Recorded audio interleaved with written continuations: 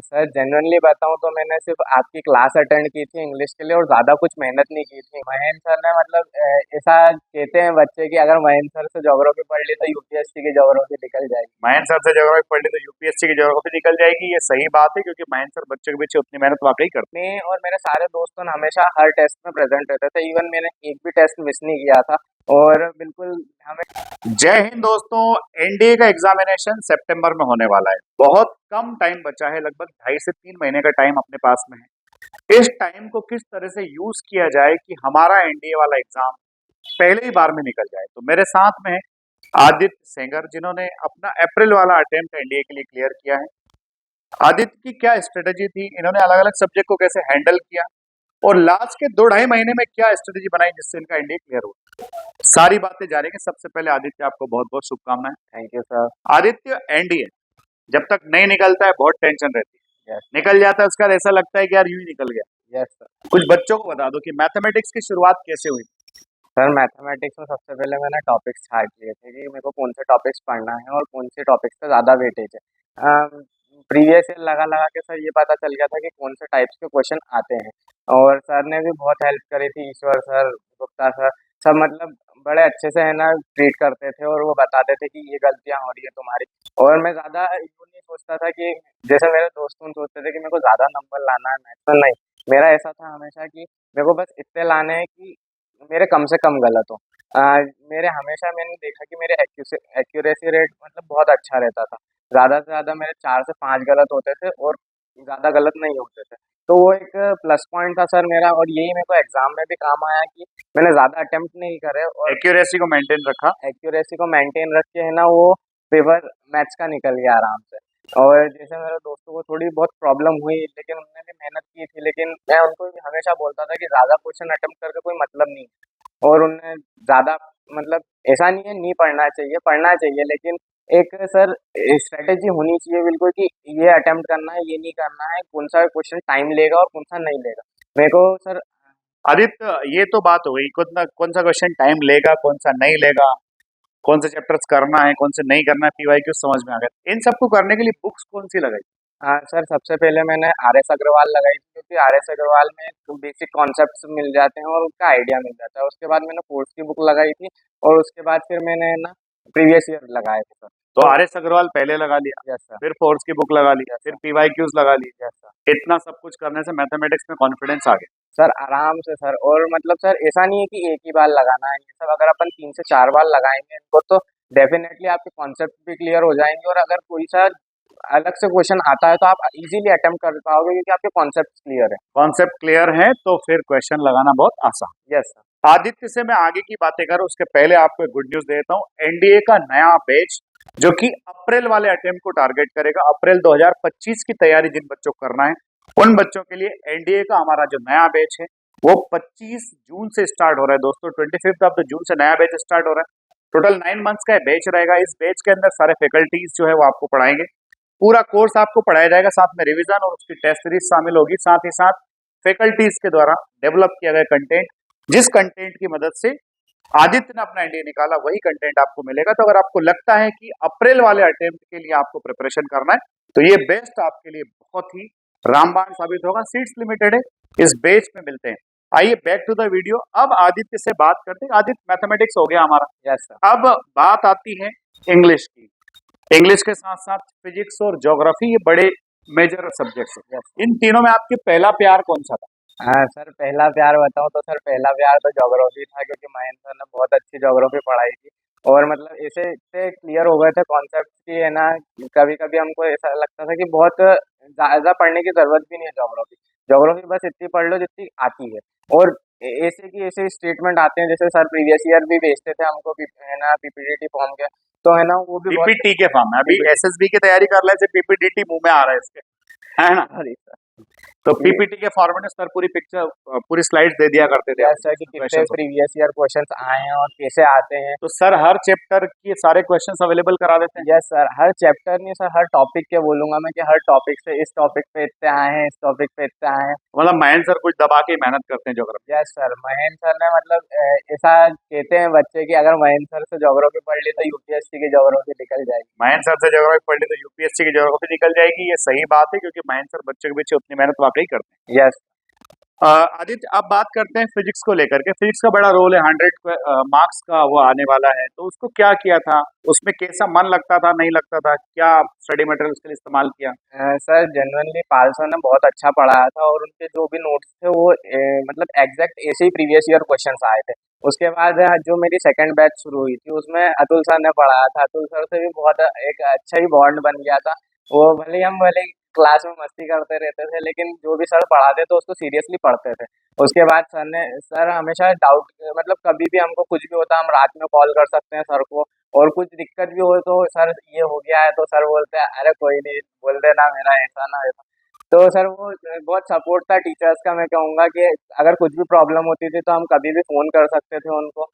और जैसे कि मेरा बैच और ग्रुप था वो तो हम हमेशा कुछ ना कुछ करते ही रहते थे और मतलब बहुत पर्सनल फ़ायदा चीजों में भी अतुल सर का बड़ा सपोर्ट था। बहुत ज़्यादा सर। और उसके बाद आदित्य अब बात करेंगे फिजिक्स के बाद, जो है ना टीचर्स काफी अच्छे थे, उन्होंने जो पढ़ाया उससे फिजिक्स अपना कवर हो गया। यस आदित्य बात करते हैं इंग्लिश का, बड़ा रोल है, 200 मार्क्स का इंग्लिश आ रहा सर, है, एरर्स आ रहे हैं, यस एंटोनिम्स सिनोनिम आ रहे हैं। जब बच्चा सेपरेट प्रिपरेशन करता है चैप्टर वाइज तो एरर बन जाते हैं, सर, यस और जब कंबाइन करता है तो नहीं बनते। हालांकि इस बार एरर आई, सर, यस। तो क्या मेहनत थी, क्या लगा पेपर में जाकर के कि यार क्या मेहनत किया था, क्या आया क्या नहीं आया? सर जेन्युइनली बताऊं तो मैंने सिर्फ आपकी क्लास अटेंड की थी इंग्लिश के लिए और ज़्यादा कुछ मेहनत नहीं की थी इंग्लिश के लिए।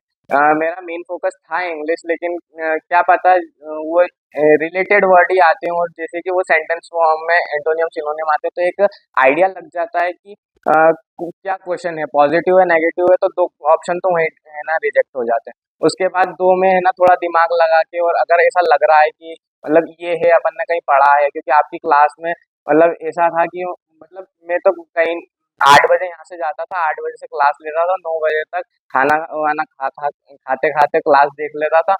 और वो क्लास सही में उसके बाद सुबह देख लेता था उसको आते समय, तो वो मतलब बिल्कुल ऐसी हो जाती थी कि नहीं ये वर्ड है तो ये तो आ ही जाएगा। और तो टेस्ट में ज़्यादा प्रॉब्लम्स नहीं आई, एंटोनियम सिनोनियम ऐसे हो गए थे, आपने सब करा ही दिया था। और उसके बाद फिर कुछ एसएससी की है ना आपने बुक बताई थी उससे कर लिया था, तो उससे थोड़े कॉन्सेप्ट क्लियर हो गए एसएससी थे। के पीवाईक्यूज बहुत मदद करते हैं बच्चों को क्वेश्चंस लगाने में डेफिनेटली। यस उन किताबों में सॉल्यूशन भी होता है, तो बच्चा खुद से क्वेश्चंस कर रहा होता है, उसको सॉल्यूशन भी मिल जाता है, वहां यस मदद मिलती है। आदित्य अब बात करते हैं जैसे क्या होता है, टेस्ट सीरीज स्टार्ट होती है एग्जामिनेशन के जस्ट पहले, एग्जामिनेशन के 1 महीने पहले टेस्ट सीरीज स्टार्ट हुई। कई बार ऐसा लगता है, बच्चे सोचते हैं कि यार मैं टेस्ट सीरीज दूंगा मेरे 5 घंटे बर्बाद हो जाएंगे क्योंकि मेरे 2.5 घंटे के 2 पेपर होंगे यस सर, और एक एक घंटा आने आने में लग सकता है, तो पूरी टेस्ट सीरीज अगर दूं तो उस दिन के मेरे 7 घंटे के आसपास लगभग खत्म हो जाएंगे। तो कई सारे बच्चे टेस्ट सीरीज मिस कर देते हैं, तुम्हारा क्या विचार था उसको लेकर के? नहीं सर, जैसे मैं कहना चाहूँगा कि सर बिल्कुल टेस्ट तो देने ही चाहिए। अगर टेस्ट नहीं दिया तो आपको पता है कैसे चलेगा कि आपने प्रिपरेशन क्या की है। मैं और मेरे सारे दोस्तों ने हमेशा हर टेस्ट में प्रेजेंट रहते थे, इवन मैंने एक भी टेस्ट मिस नहीं किया था। और बिल्कुल हमेशा कोचिंग पे ही रहते थे, तो अगर ऐसा भी नहीं हो सकता कि फिर अगर 5 घंटे कहाँ जाएंगे हम, क्योंकि कोचिंग के अलावा कहीं और पढ़ाई होती नहीं थी। तो बिल्कुल सुबह तो से पढ़ाई जो शाम। होती थी यही होती थी इसी कैंपस में। यस सर, तो सुबह अगर 8 से। टेस्ट नहीं देना तो जाएंगे कहाँ और करेंगे क्या? यस सर, अब फिर वो तो पाँच देखो घंटे भाई, किसी चीज को दिल लगाना है तो इतना दिल लगा लो फिर वहां से कहीं जाने का मन ना करें। ना करे। ये भी एक सही रास्ता है अपने आप को अपने लक्ष्य से मिलाने का, कि अगर आप पूरा टाइम लाइब्रेरी में बैठे हो, पूरा टाइम क्लासेस अटेंड करो, डेफिनेटली फिर लक्ष्य आपसे जाएगा कहाँ? तो आदित्य टेस्ट पूरे दिए। Yes sir. आदित्य लाइब्रेरी का क्या रोल होता है, सेल्फ स्टडी का क्या रोल होता है? सर लाइब्रेरी का रोल होता है और सेल्फ स्टडी भी बहुत इम्पोर्टेंट मैटर करती है, क्योंकि सर सब बता देंगे, सर टीचर सब कर देंगे, लेकिन करना तो आपको ही है। तो वो मैटर करता है सर कि है ना पढ़ना है आखिरी तक, मतलब जैसे आखिरी आखिरी में बच्चे यूँ बोलते हैं कि हमको सेल्फ स्टडी करनी है, सेल्फ स्टडी करनी है। सर मैं मानता हूँ कि सर उससे कुछ नहीं होता था। अगर अपन क्लास अटेंड कर रहे हैं तो थोड़ा बहुत सर जो पढ़ाएंगे वो जाएगा तो अंदर ही, कहीं अपना नुकसान नहीं है सर उसमें। ऐसा सर सोच मतलब बच्चे सोचते हैं कि नहीं यार है ना टाइम वेस्ट हो जाएगा, कोई मतलब नहीं है। लेकिन सर जेन्युइनली बताऊँ तो ऐसा कुछ नहीं होता। जो सर टीचर पढ़ा रहे हैं, जो रिवीजन करा रहे हैं, जैसे कि हमको बहुत ज़्यादा रिवीजन कराया था और सर टीचर बोल रहे थे कि इतनी मेहनत हम लोग किसी क्लास में नहीं की जितनी हमारी पे की थी। तो सर वो मतलब लाइब्रेरी और सेल्फ स्टडी बहुत मैटर करती है, लेकिन किस पॉइंट पे करती है वो भी मैटर करता है सर, कि अगर आप है ना पहले से क्लास मिस कर रहे हो, सिलेबस इधर का छूट रहा है और यूँ बोल रहे हो कि बैकलॉग कंप्लीट करना है सर, तो वो ठीक नहीं है। क्लास चलती रहे और उसके साथ बैकलॉग अगर कर रहे हो तो पूरेगा, यस अदरवाइज सर, जैसे कि संडे को ज़्यादा कुछ होता नहीं था, संडे को ज़्यादा कोई हमको तो होमवर्क टाइम कुछ मिलता नहीं था कि आपको ये करके लेके आना, ये नहीं करना।